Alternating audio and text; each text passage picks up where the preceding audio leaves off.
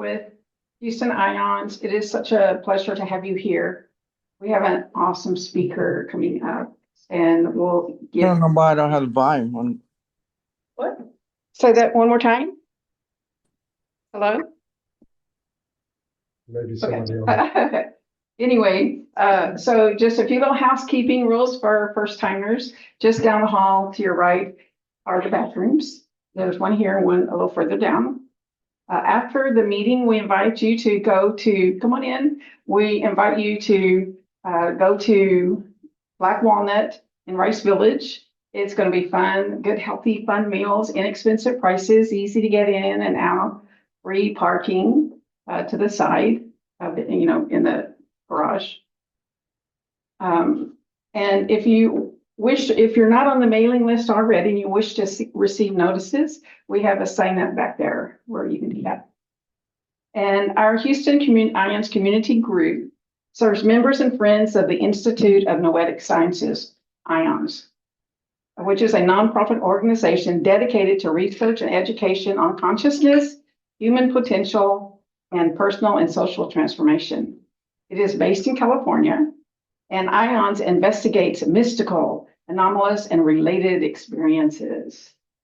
Things of the impossible. They say impossible, it's not really impossible. Our Houston group first gathered in 1999. We invite local savants in those fields to share with us their related experiences and their information. Real deal stuff here. The Houston Ions community group, however, is a totally and completely independent organization from the National Ions. And we are legally and financially responsible for our own activities. The views that are expressed by our speakers, workshop facilitators, and participants do not necessarily reflect the views of the Institute of National Noetic Sciences in California. But over 50 years ago, Dr. Edgar Mitchell became the sixth person to walk on the moon. As a member of the Apollo 14 mission, his purpose was to conduct scientific research on the lunar surface. But as his spaceship traveled back from the moon, Dr. Mitchell had a life-changing mystical experience. With his eyes fixed on the blue sphere of the Earth set against the vast darkness of the cosmos, he was enveloped by a profound sense of universal connectedness, of a governing cosmic intelligence, and of the interconnectedness of humanity. A new purpose emerged that would define his life for decades to come. So as a result, Dr. Mitchell founded IONS to bridge scientific exploration and deep human intuition and to contribute to the awakening of the planet. So tonight, we welcome Amanda Focke, and I'm going to bring Mark Ryan up here to introduce her.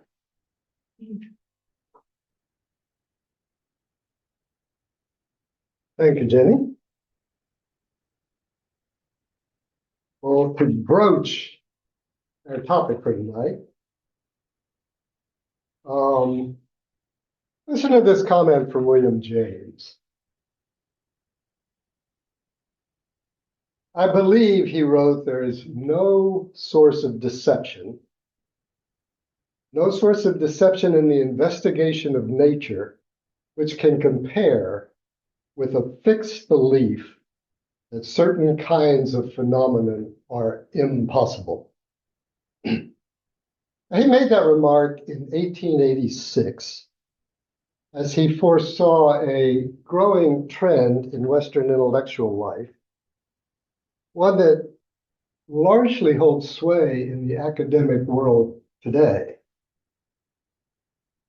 We call it materialism, physicalism, the notion that all reality is or derives from matter, usually conceived of as particles or assemblies of particles occupying solid space. Even human consciousness, by this notion, is ultimately explicable entirely in terms of the neurophysiology of our brains as it responds to physical input from our five senses. Now, theoretical physics investigating quantum reality may have long surpassed common suppositions of imperialism, finding that the base of reality doesn't seem so physical after all, or at least that physical reality doesn't feel so solid. But those materialistic suppositions still run deep in our intellectual culture, naively assumed as proven by science. And they shape not only conscious convictions, but general assumptions and attitudes. And they often determine what's seen as legitimate academic investigation.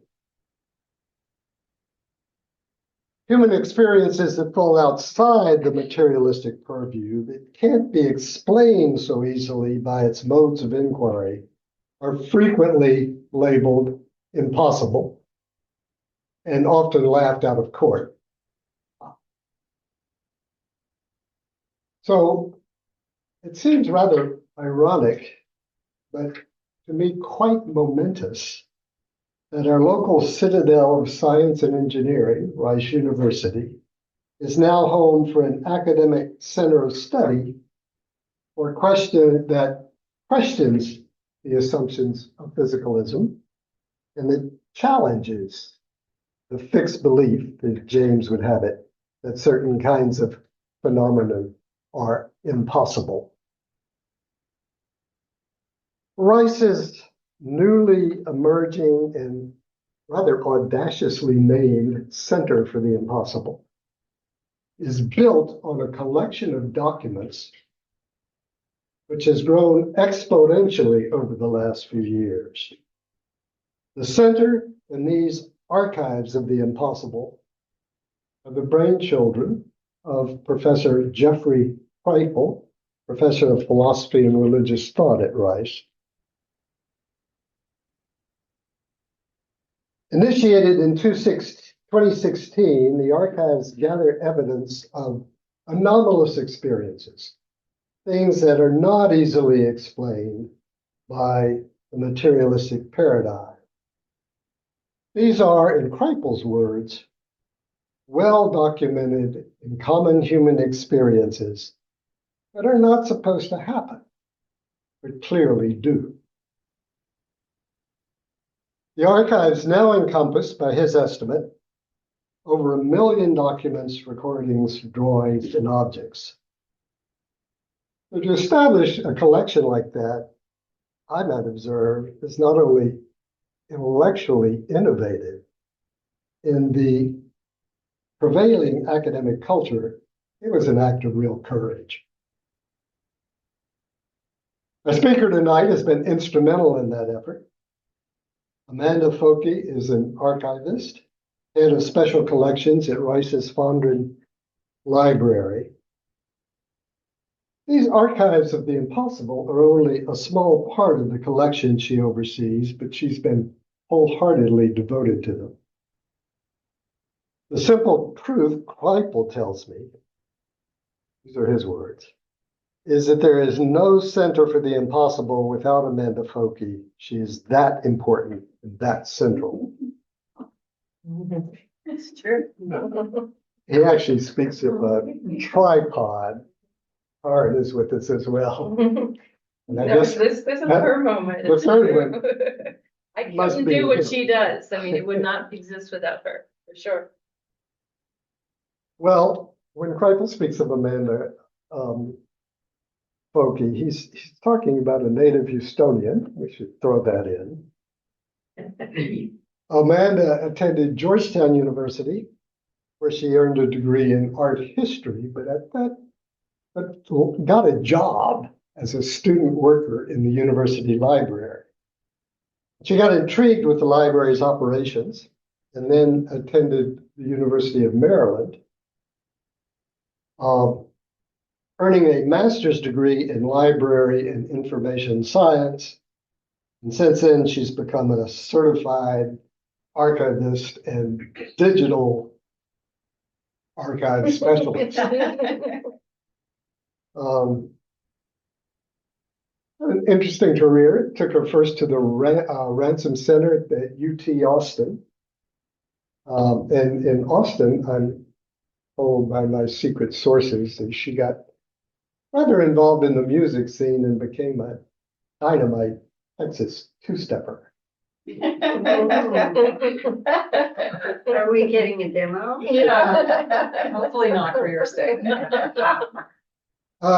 She went off to Oregon, the Historical Society in Portland, focusing on historical photography.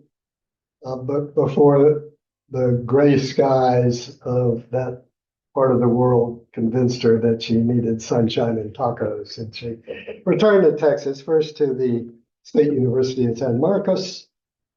But friends, family, and meeting her future husband drew her frequently back to Houston, and she landed a job at Rice University in 2002. At the Fondren Library, Amanda has risen from general archivist to assistant head of the department to becoming 6 years ago its head, overseeing some, this seems daunting to me, but 1,500 collections.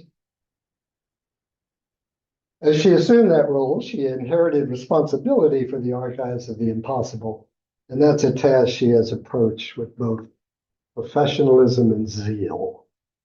So she will tell us about that now. Please welcome Amanda Focke.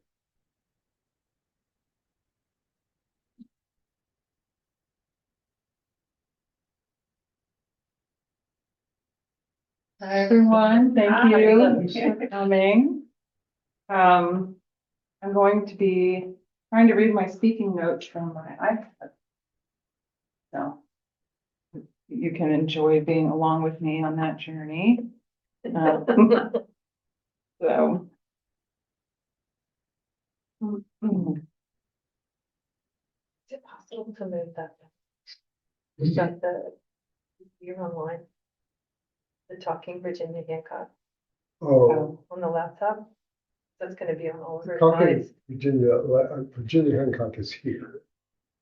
Did you see the black thing up there? Yeah. I might, oh, yeah. Can you I might move be that able to down? move that? Yeah. Yeah. Hang on just a second. Okay. Let me go down and talk to Jared. I think on this, maybe right here. I'd just be able to drag it down. Yeah, because we're not seeing Oh, the yeah. people There you go. online. There we go. But we don't want to. Oh, we did. Oh, no, we don't necessarily. She's gonna go through slides. So, Okay.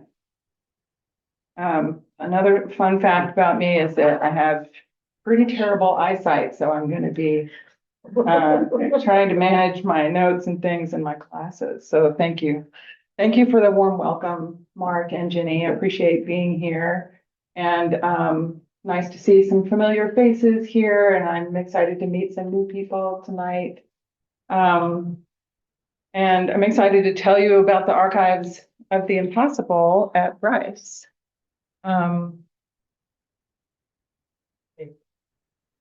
You said that the arrow? Right now. Okay. Thank you. All Thank you. Thank you. All right. Okay, so the archives are located at Rice University, and we're in the Fondren Library. This is a picture of the reading room where people come in and do research with the collections, although we do also help people remotely. I wanted to show this just sort of as a concrete example, like this is what it looks like to come in and sit in this room and work with the collections. Rice is a private university, but our library has always been open to the public. And we regularly have people from all over the world coming in and using our collections. Currently, we have someone in the reading room with a 2-week research appointment who traveled from Australia to work with some of our collections.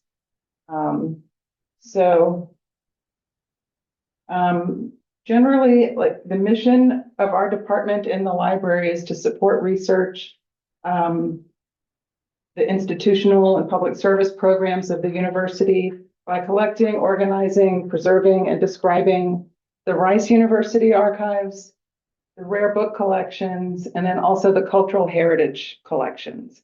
And the Center for the Impossible collections are part of that third group that we call the cultural heritage collections. So we have really rich rare book collections.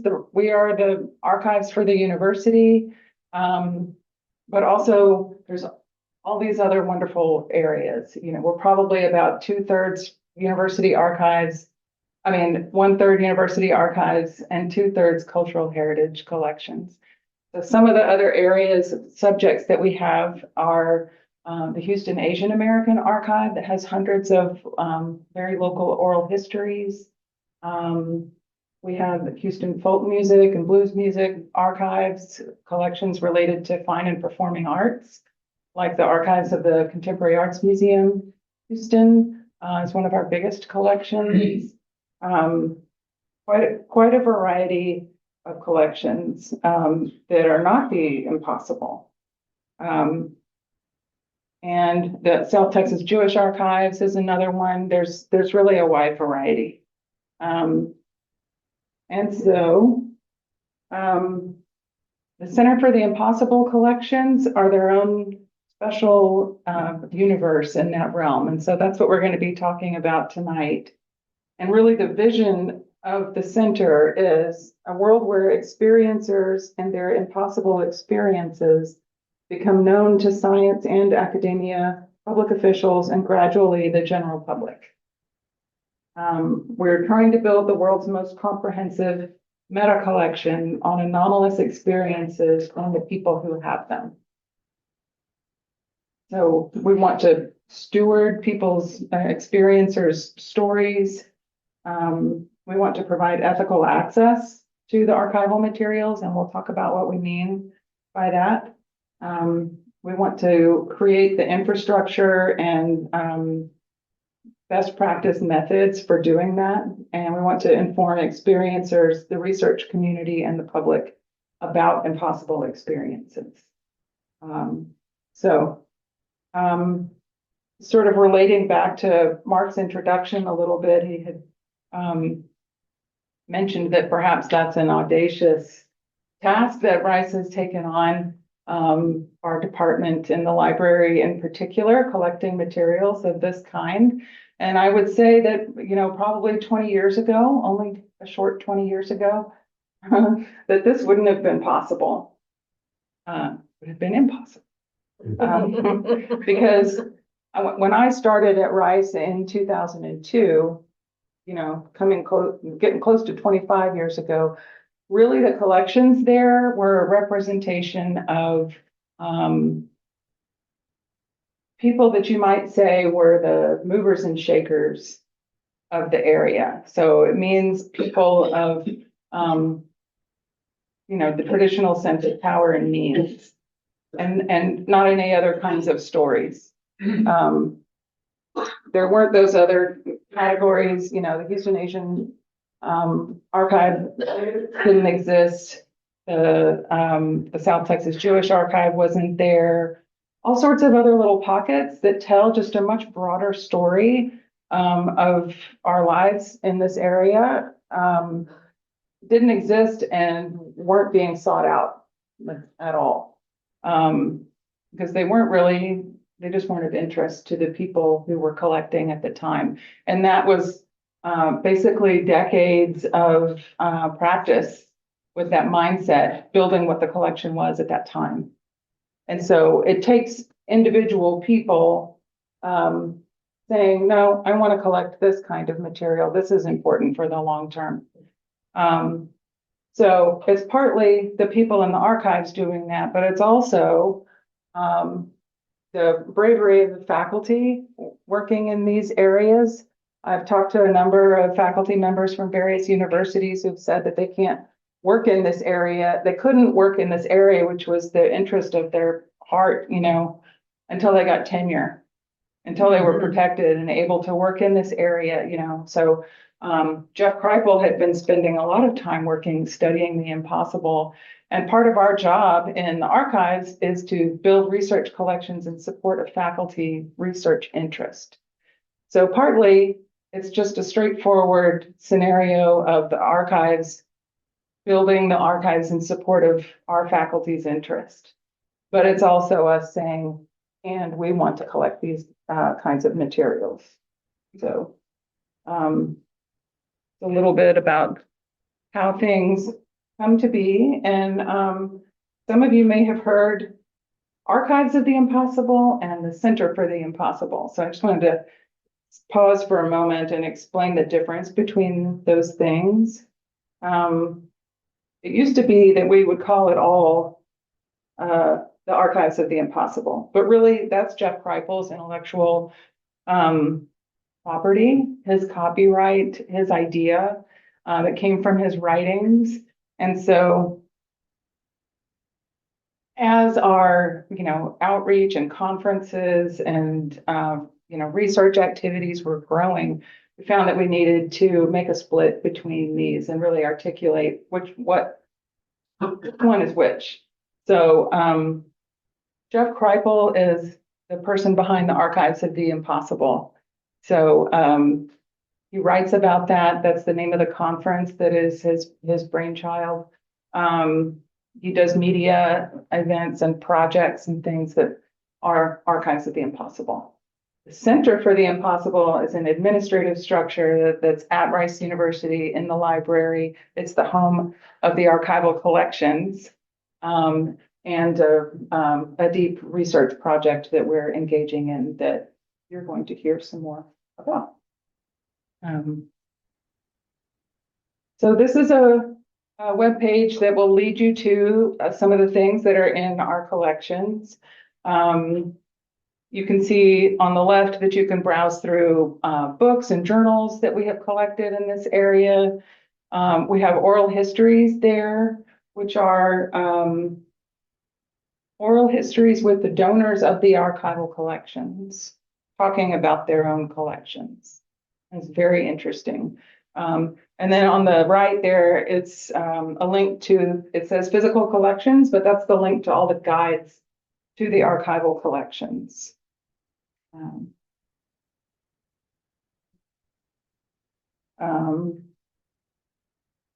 Okay, and so we're going to see some pictures of the kinds of things that are in the collections, but primarily there are individual researchers' files that have all kinds of materials in them because it's the whole arc of their career researching in this area. And so they're primarily experiencer narratives, lots of first-person experiencer narratives, and coming from all kinds of people who were not trying to report their experiences publicly. I think all of us are familiar with the stigma that would be attached with doing that for probably everyone in here's lifetime, feels like now it's becoming more of a moment when you can speak about this more publicly without risk of the stigma, but we're still not there entirely. So these narratives come in the form of like photographs of sightings, or some people, things that people just can't explain, anomalous experiences, hand annotated maps of those experiences, short interviews with witnesses, long interviews with experiencers, a really rich variety of collections material. And so where do these come from? Where do these come from? These collections. So we have over 20 collections of this kind. And this is Jeff Kripal on the right and Whitley Strieber on the left. You may be familiar with Whitley Strieber, who wrote Communion in 1987. That was him sharing his experience with what he called the visitors. So it was an abduction story, and he put his address in the back of the book.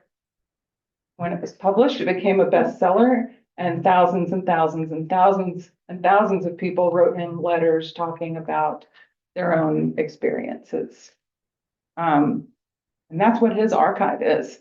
So what they're looking at on the table are some of the letters that were written to Whitley and that he kept in his home for those decades. since the 80s and 90s, and now has placed them at Rice University.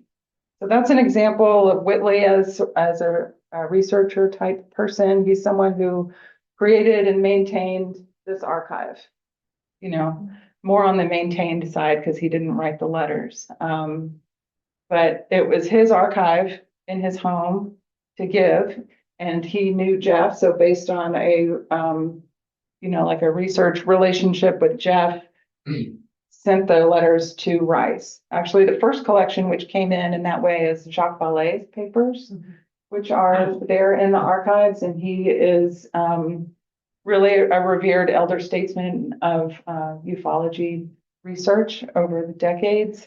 And that one's not open yet for research.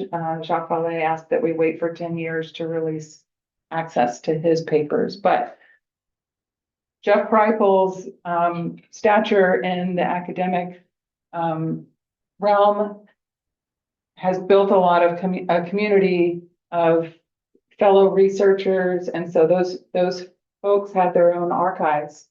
And in Jacques' case, he was coming of an age where he was worried about the legacy of his collection, and who's going to understand my collection? It doesn't make sense for it to stay in my home. Well, what happens to it after I die?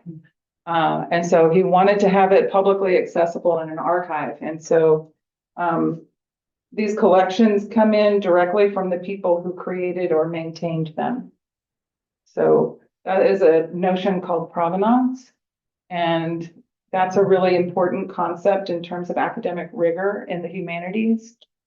And so all of these collections, we can point exactly to who created and maintained them, and they came straight to us. What you're seeing is not just sort of a ragtag collection of things that we bought on eBay. You probably didn't think that, but I just wanted to say it. So on the left is a picture of actually John Mack's archive, and Karen Austin is here with us this evening, and you brought these archives to us in a U-Haul truck.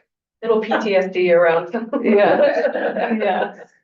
So Dr. John Mack, a Harvard psychiatrist who worked with experiencers and was, this is an understatement, but incredibly valued in the community for not just immediately pathologizing anyone who had an experience that they needed to work through and didn't understand and wanted to try to find some meaning.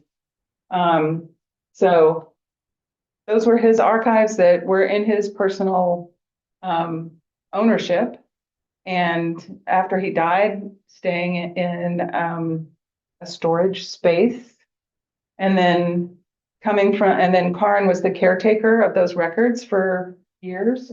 And then the time came when they came to Rice about 3 years ago. And so generally what we do with the archives is provide archival arrangement and description.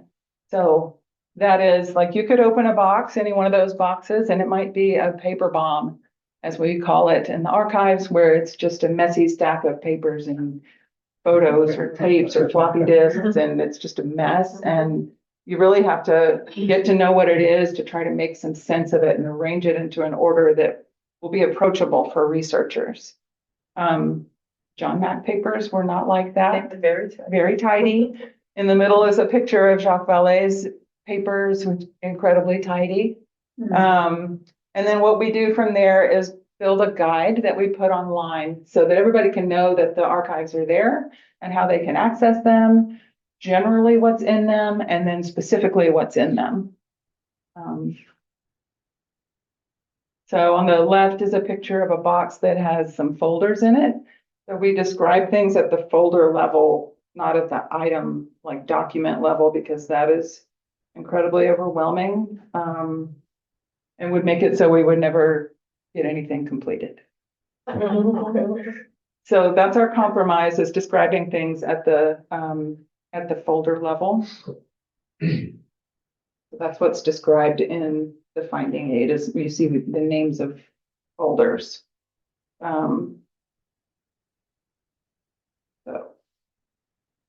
Okay.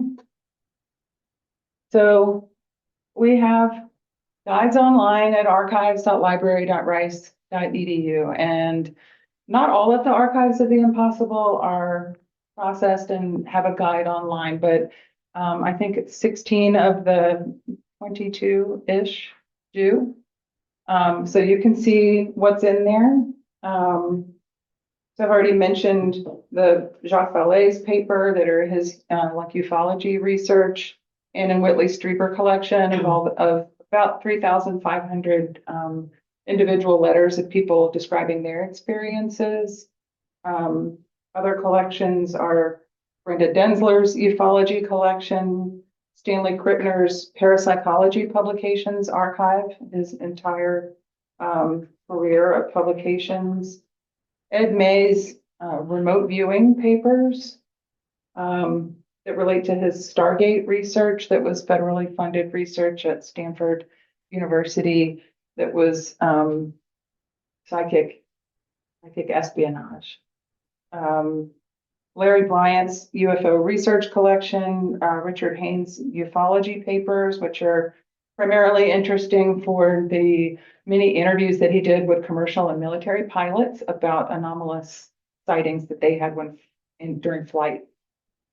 Paula Harris's ufology collection, primarily interesting for the interviews that she did with people that I think are really like undiscovered still. We're working on processing her collection right now. Dennis Stilling's bioelectromagnetics, ufology, and related subjects papers. The John Mack Archives is one of our biggest. It's about 150 boxes. That is a treasure trove that we are working on. Stuart Alexander's collection. He's a physical medium in the UK, and there are recordings of his seances, and recordings of him doing public speaking about his experience as a medium. And so you get the idea. There's a lot of collections. They really are like more than 500 boxes of this size, and not quite a terabyte, but hundreds of gigs of digital content. So it's a lot. Sometimes people get in touch with us and call us up and say, "Hi, I'm coming with some colleagues, and we're going to be coming to see the Archives of the Impossible next week. So see you then." Well, I mean, we are open to the public, and we do work by research appointment. So, we do want to help people in that sense, but it's so much material that we would have to get down to specifics. We talk with people about what kinds of subjects they're interested in, people, topics, and then we help them narrow it down to which collections and which boxes they want. So these are some images from some of the Whitley Strieber letters. So you can see that there are drawings in there, there's art in there, there are handwritten letters, there are typed letters. And initially I thought that I understood that those were mainly about like narratives of abduction. But in getting to know them better and the work that we've been doing, I've learned that they're about so much more than that. And they're just really a fascinating trove. And there's a similarly sized group of letters from people written to Dr. John Mack as well. And we're working on those.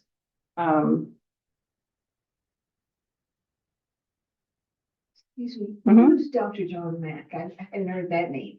Sure. Here is this.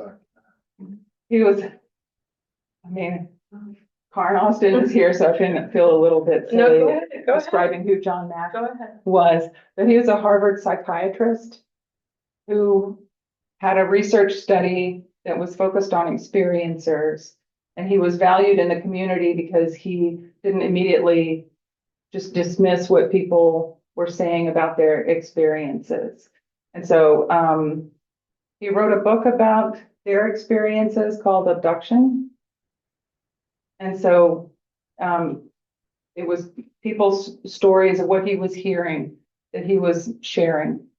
And then more time went on with his research project, and he wrote a second book called Passport to the Cosmos, which is more his meaning making of what is all this meaning? What is all this? And so he's no longer with us, sadly, but he died in an accident when traveling in London, and so thank you. Yes, please feel free to interrupt me for anything. Yeah, so I thought, oh, I have a sense of what those letters are. And I think I have a sense of what all these other collections are, you know. And then I started realizing, really working with Karin and working with Jeff Kripal and other researchers that would come and talk with us, how interconnected all of these collections really are. So this is kind of a little collage. In the top left is John Mack, of, you know, drawings that we see from the experiencer, letters. Sometimes it's drawings of there's a craft. Okay, I thought I would expect that. I didn't know that there was also going to be like unintelligible writing in there.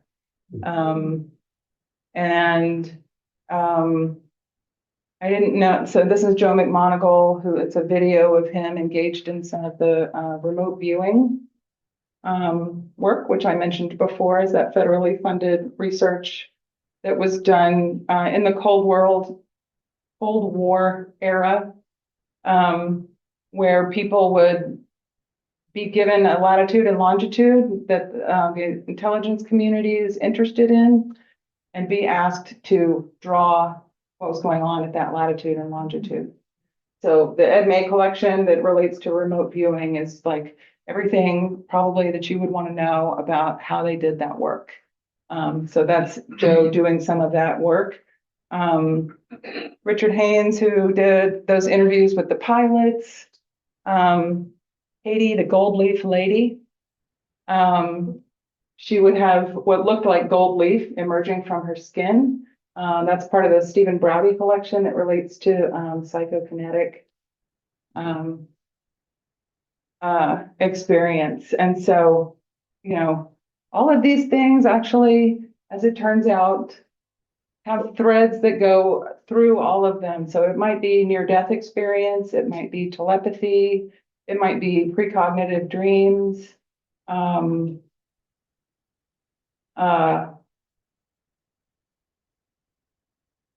variety of threads that tie them all together. Amanda, what's going on with Katie here? What is going on with Katie? Yeah, the do we know gold leaf lady? internally what she was experiencing as this happens? She was it was like a unpleasant, painful experience where sometimes it would break out on her body, and there's video in the archives of it happening, and pictures of and physical samples of the gold leaf in the archives, which have been looked at in a lab and turn out to be some kind of brass, actually not gold. But why was that happening? I don't know.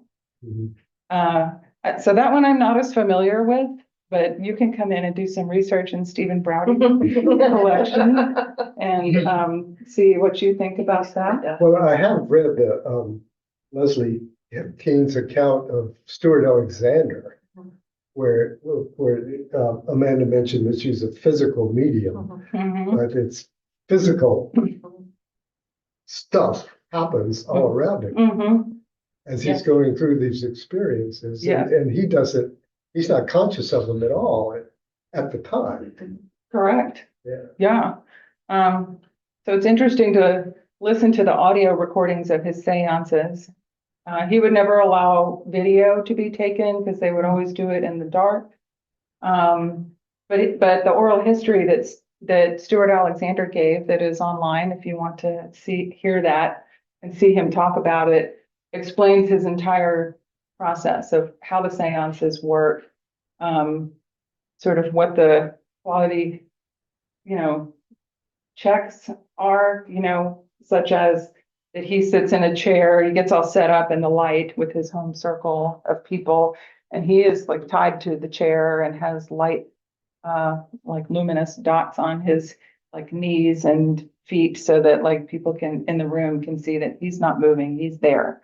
So whatever else is happening is something that he's not doing. Very interesting. His oral history is very interesting. Whoa. So there's a lot to unpack in all of these collections. It's an enormous group of material, and archivists are not researchers.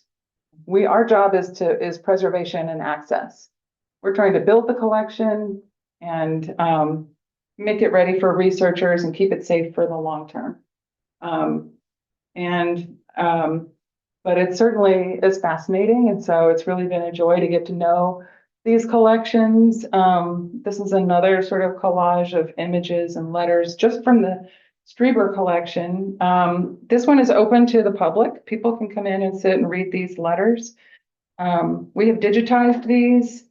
We also have digitized the John Mack letters that are kind of similar to these and also have drawings and such, but that's not open to the public yet. We're handling that more carefully because of the doctor-patient relationship issues and really wanting to anonymize them before anyone sees them at all. Whitley Strieber didn't have that kind of relationship with the people who were writing to him. So this is just do a spin through a couple of pictures of like, this is some more of the writing that looks very ordered and thought through, like regular handwriting, except I can't understand what that is. There are a number of drawings of crafts of different kinds. There are patterns in the drawings that we're trying to understand. We're doing analysis of the text, but also analysis of the drawings. So there's some triangles and more triangles and there's a lot of triangles in there. There are detailed maps that people would draw. This is an example of a map that is not a familiar place that someone is drawing. And this is one that is a familiar place. So like this is their home, kind of trying to explain, this is my house. Here's where the garden is. This is where the basement was made later, fence. So this is part of a letter that's describing the experience that happened to give the full picture. This is another one that is a diagram, possibly of a craft. You know, it would take associating the drawing with the letter to understand more what it is, but you can see like the level of detail in some of these drawings would suggest that people, had really like incredible recall, or were having downloads about the event afterward that allowed them to write these detailed maps and diagrams. And some of them are really like full-fledged works of art. Some of them are quick sketches, kind of, you could imagine sort of an urgent need to share the story and just doing a quick sketch in the letter, and sometimes a very thoughtfully put together piece of art.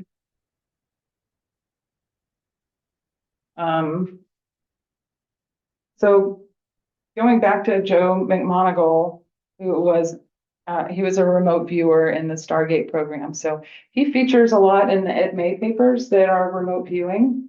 And so I thought of Joe as a remote viewer. But actually it turns out Joe had a near-death experience. And it was only after that near-death experience that he started having the psi capacities that made him able to do the remote viewing. And so that is also a pattern that we're seeing in the letters. So, and in the other archives, where people have some kind of a really astonishing, anomalous experience, a life-changing experience, which could be a contact moment with non-human intelligence, or it could be, in his case, a near-death experience, something that really like rattles your world. And after that, the strangeness continues, because then you have psi capacities that you didn't have before. Maybe you're able to make connection with people who are on the other side. Maybe you have precognitive dreams. So those are things. So this is on the left, this life after death thing is a video that we have in the collection that's Joe McMoneagle talking about his near-death experience. And then he wrote a book about it. This is Mind Trek, Exploring Consciousness, Time, and Space Through Remote Viewing. So it includes his near-death experience and goes on to talk about his remote viewing. So there he is doing his work. On the right over here is, this is a training experiment of a photo that they were trying to get the remote viewer to draw. So the person didn't get to see the photo. That's the target. But down here, unfortunately, it's kind of low down. I don't know if y'all can see that, but he did a like That's his drawing? That's it. I don't know if that's Joe's exactly, but it is from the Stargate program. And so they weren't all that precise, but that's really a fascinating area. So as Mark was saying, these collections are really only a small part of the archives. When I reran the numbers, it used to be 1%, now it's 1.4% of the total number of collections that we have. But it's truly 50% of the research appointments and requests that we have. So that really has been grown in the past 3 years in particular. They have been at our archive for almost 10 years now. I would say the past 5 years, it's really started ramping up, but the past 3 in particular, and I know it's only going to grow more as we acquire more collections and as we get going with the research project that's going to put this information more publicly out there for people to access. So our team is a fairly small team and we were already kind of like full and busy. And so to be in the position of having these amazing collections, but also needing to do a lot of support around the collections has caused a crunch on staff time. And so we're really delighted that we're going to be getting an archivist of the impossible sometime later this year, we hope. We got some funding for 3 years for someone to come help us, which is amazing. Very excited. Do y'all ever use volunteers to help with that? And We do sometimes, and we have some research assistants that help us, from really like different places around the country. So yeah, using little pockets of funding that we can find here and there to pay research assistants. Yeah. Speaking of, Kim Ingalls is one of them. She is a professor of philosophy at Malloy University. And so this is just a little spin through. So what do people do with these archives? So she's an academic, and so she wrote a paper. The title is Reviving Philosophical Discussion of Close Encounters Through the Strieber Letters. So she uses a phenomenological approach where like everything is left on the table and analyzed. You don't set aside the things that don't make sense. And so she shows that experience is meant to leave the experiencer questioning their current understanding of reality, thus opening them up to the possibility of a new metaphysical and ethical paradigm. Many who have extraordinary encounters report profound shifts in worldviews following their close encounter experiences. She's just finished a book as well that you can buy on Amazon that is about what you have highlighted. It's exceptional. I highly recommend it. Yeah, she's wonderful. It's called exceptional. No, I'll look up what it is. It's an exceptional book on the topic. In my opinion, since John Mack, she is the best advocate on behalf of the abductee and experiencer community. She's incredibly articulate about it. Sorry. There is a reference to Native American worldview. There is. And I was curious about that. I have represented as an attorney the Native American Church, which are the Indians that use peyote as a religious sacrament in an all-night teepee meeting. And so I was curious about Mhm. what you might have archivally about Native American worldview. Mm. That would take some digging in the archives, and there may be some in Jacques Vallée's papers that are gonna start to be open soon. We shall see. What she says here is that she draws parallels between close encounter experience and the clown or trickster figure in the Native American worldview. Also, Passport to the Cosmos, Hmm. Dr. Mack's book, it deals with that a lot. Okay. So that would be another resource for your Passport to the Cosmos. Okay. These are some of Jeff Kripal's books. Of course, Jeff Kripal uses the collections and, you know, talks with his community mates in academia and has his own deep thoughts and publishes prolifically on the topic. Recently, he taught a seminar class at Rice that was open to both undergrads and grad students, a seminar on the archives of the impossible. So teaching, also Karen Austin, as part of the Center for the Impossible, does a lot of public communicating and public outreach, public education about the topic, and is participating at the national level in terms of getting the experiencer narrative into the larger disclosure narrative by the government, which tends to be more what we call nuts and bolts, focused on rats and biologics, but ignoring the parts about what about all these decades of experience that people can report, and what messages did they receive, and how does that relate? Artists engage with this material, and so Shamistha Ray is currently using the Strieber letters art as inspiration for a site-specific window installation, like a mosaic. And that's going to be opening on campus at Rice in October. So we're excited about that. This is not what it's going to look like. This is a picture of previous work of hers. And then recently on campus, there was a lot of filming going on, and there's going to be a 6-episode series coming out in the fall that's focused on experiencers, academic reaction and conversation about those kinds of experiences, and also some cornerstone features from our archives. It's all like filmed on campus at Rice, except for a few other little pieces around town. But that's going to be really something to see. Is it gonna be open to the public?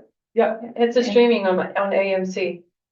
It's gonna be on On AMC. Oh, it's gonna be on channel. AMC, so we could see it. It's Let me say here, I told you there was gonna be a blockbuster. Oh. But since you're saying this, Yeah, I'll you give up my secrecy. Yeah, you can. We hope to have this thing will be released on October 31st if things go according to plan. And we hope to have Jeff Kripal here on the following week and see the first for the premiere of the first of these series. After which we'll interview him, and that's our plan. Well, that's my thought. Yeah. We haven't officially approved it yet. Yeah. But I think we can do this on the second Sunday of November. Mm-hmm.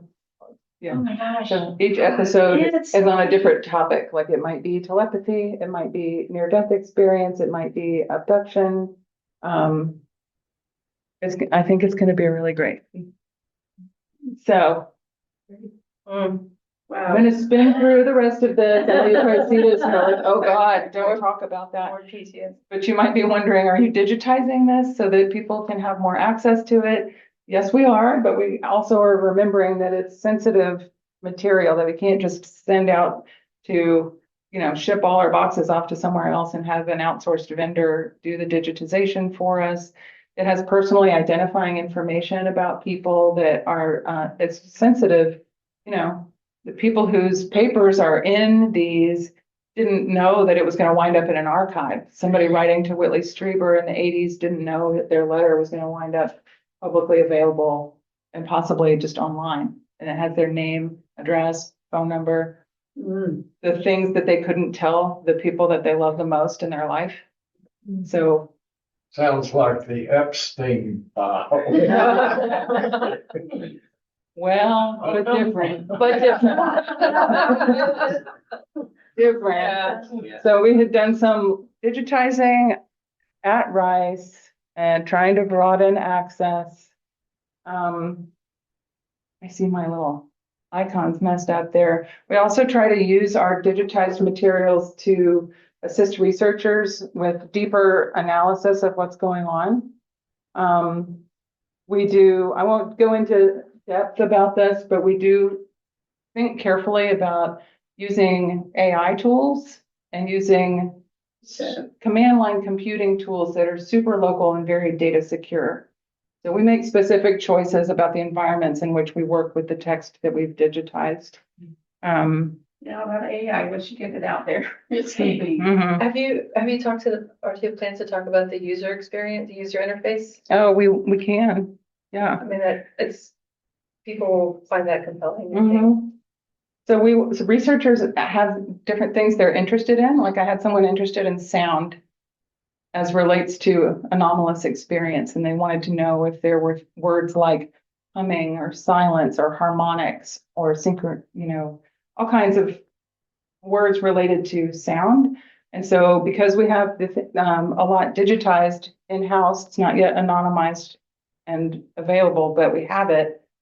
So we can run very local, secure searches and give them a spreadsheet that's like a research roadmap. This letter has a word you're interested in. This transcript of Richard Haynes' pilot interviews has words you're interested in. So that's really new for us and very exciting. Sometimes we use Python code to help us do that, but it's very local. And it really helps people when you're facing over 3,000 letters, for example, looking for patterns. So that's useful. We're also trying to make a much more public-facing data dashboard for researchers to use. And I don't just mean academic researchers, I also mean experiencers. You could imagine that you've had an experience and you wonder if other people have had an experience that was anything like yours. So we want to anonymize the text where necessary, and then make sort of a box where you can ask a natural language question and it'll give you a summary answer and then a hit list of specific letters that make up the citations for that summary. So we're starting with the John Mack letters and the Whitley Strieber letters doing that, and we want to expand it to be for other collections that we have and other collections out there in the world. And we have been consulting with the user experience lab in our library about how best to present that online. Like, what should the website look like and act like? So trying to put a lot of thought into that. It takes a lot of steps behind the scenes. There's a lot of flow charts and meetings about how to do this securely and ethically, minding the privacy needs of people. This is an example of a letter that we used a secure AI environment for to do the basic transcription. And then we have human oversight on the AI so that we go back and check.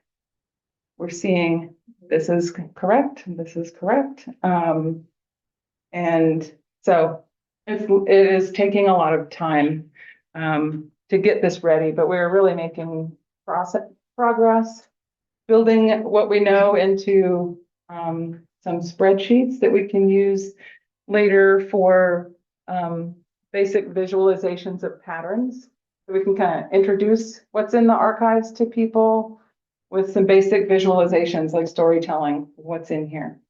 And that question box that I was describing, we have to have really structured data in order to do that. What it came in was undigitized, super unstructured data. We need to do anonymization. And so this is a little bit of a Python code showing how we would approach that, just replacing like someone's name with the word name, things like that. This is an example of a heat map developed by the National UFO Reporting Center. So this was captured yesterday. Oh, wow. Really? Wow. So that's New Fork, as they're called with their acronym. And you can go to that website and see what they're up to, and they take reports of sightings. And they have for some time, and that is their current heat map of, Wow. From From when to when, or just all? I think that's all, but there's a slider of time that you can control it with. So this is an example of a group that we might collaborate with to merge data. Perhaps, our data would predate their data. Our data is pre-internet, like it has characteristics that are really interesting. And then we want to build more complexity with the phenomenological analysis so that it's not just flattened down into basic visualizations and here you can ask a question, but really doing deeper phenomenological analysis of the text, building that into some tags that then could sort of make it more approachable for people while not flattening all of the stories that are in there. I credit Kim Ingalls for her work on that. Yeah. Wow. I've heard about remote viewing Yes. and that Russia uses it and some of the other countries use it frequently and all the time. Their military, is our military doing some of that same stuff? And We have, I mean, I know in the past, but do we do it now to kind well, of? they're saying no. Well, they're saying no, but they probably are. Yeah, not that's like publicly known and talked about.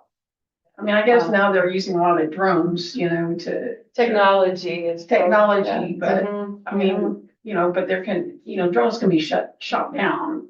Yeah. Whereas, if a person can remotely see that, I was just wondering if the US is interested in helping people develop that skill or using, but I guess they would keep it quiet if it's military secret. I have that same question. I Oh, wonder. There was that stretch of time when they did invest a lot of time and energy in it and have now that's all unclassified and we can know about it and see how they did their training, read the reports on how they think they did with it. Would it be interesting to research that and find out the success of that? I would love to have that skill. Well, on that New Force map, how do they tell? Are they doing it? How do they come up with that map? Is it a certain frequency or a certain infrared? Reports. So they have a database and they use of sightings where they have a form online where people can go and say, this is what I saw, this is where I was, this is the date. And then that is structured data they have in a database. And so they can translate that location information to a map. That's a data visualization. So we want to do a lot of data visualization. Like we could say for all the letters that we have, well, how many of these are were written by adults or children? Where were not just the people writing from, but where were the events? Where did those events take place? Because they could be living somewhere and saying this thing happened when I lived in La-di-da place, all kinds of things. We have some basic tags that we would apply. Like if you're interested in near-death experience, did people talk about that in these letters in relation to whatever experience they're describing? Amanda, I've heard you and Karen speak frequently about the meta-analysis. Can you explain what that is exactly, or? That's that research I'm saying that we want to talking do. Yeah, we call it in-house. call it a name that it's just a habit. We call it the Metadata Research Project, but it really, that doesn't explain what it is. And we've talked about needing to give it a better name, like the Experiencer Research Project or something. If anyone has better ideas than that, we're taking ideas. We should talk to Jeff because he really knows how to name things. Yeah. So that's what we're trying to do because it's so much information. It's overwhelming. One person can't possibly get in there and do a serious amount of meaning making. And we're feeling kind of urgent about getting information out there in light of the, just the current environment of the only way people will talk in, like government and military conversations about this are threat narrative. Could we give the other side, some other ideas a chance to get in the conversation? So if we feel like we could really put our things out there, they could get in the conversation. But they do have those sensitivities where we need to anonymize them. We need to provide some kind of way for people to get their brain around patterns in them and then also be able to do their own interaction and research with it. That's the project. You should tell them about the breakthrough. Like we've been working on the AI human part of it, and that we're very close to being able to turbocharge our processing. Mm-hmm. Yeah. I was showing you those, what does it look like to do AI with human oversight? So in two years, maybe three, 2 years, two solid years. 2 years, we were able to do about 2,000 letters with a start with AI and then human oversight where a person, including Miss Bonita Kreider, who's also in the room with us here, doing some transcription review, literally line by line. Look at the PDF that we document, the scan of the letter, and look at the AI output and go line by line and see if they're the same and make any. I'm very glad you're doing human. Yes. Well, Yeah. But it also is taking a very long time, Sure. and AI is having a lot of improvements all the time. And we have some great research assistants on the team, one of which came up with an idea for basically getting the AI to iterate with itself to do a really incredible, like a human level job of reading those letters and transcribing them. the quality assurance on it. Yeah. It's incredible. So we're still doing human oversight over that and checking, but it's becoming more checking a representative sample to see how it's going and training the model again in a local, secure setup that's been very much thought through with the research computing team at Rice. Very carefully done. But instead of needing at least 4 more years or more to finish doing that, we might finish this summer. Wow. With That's the the transcription, That's which the means breakthrough. that we can meaningfully move forward with the anonymization because it's all transcribed. And then we really start to have something that we can put online. And put that question box that experiencers can come to. And I mean, we have experiencers doing that same thing in our reading room. People come and spend several days in the reading room reading Streber letters because those are the ones that are open right now, looking for something to help inform what had happened to them. So to be able to put that more online and have it globally accessible is really meaningful. Yeah, the sheer volume, right? People like you hinted at it earlier that people come in, we're just gonna have a look at your archives and they have no idea what that the density of it is. So this will allow people to come in and ask these natural language questions and engage the materials like with any subject matter that they care about on it. So much more efficient. And they can do a deep dive on it. So we're still developing it, but it's a lot. it's a lot. Yeah. It's a lot. There are other archives that have some similar collections, but like the American Philosophical Society in Philadelphia has Bud Hopkins and David Jacobs collections. There are other researchers in this area. But they haven't processed they're not as far along, basically, but we're in very friendly collaboration and conversation with them. And then the University of West Georgia, just close to Atlanta, is very well known for its parapsychology collections. They have Ingo Swann's papers there, who was a big figure in the remote viewing, and a number of other collections. So we're not the only people. Other people also have really great like book and journal collections on these topics. But I would say that we have more of these kinds of collections than others and are further along in providing access to them. Yeah, it's really pioneering. Yeah. What about in Europe? Is there anything analogous of archival documentation? Not that I'm aware of, but I don't know everything. Yeah.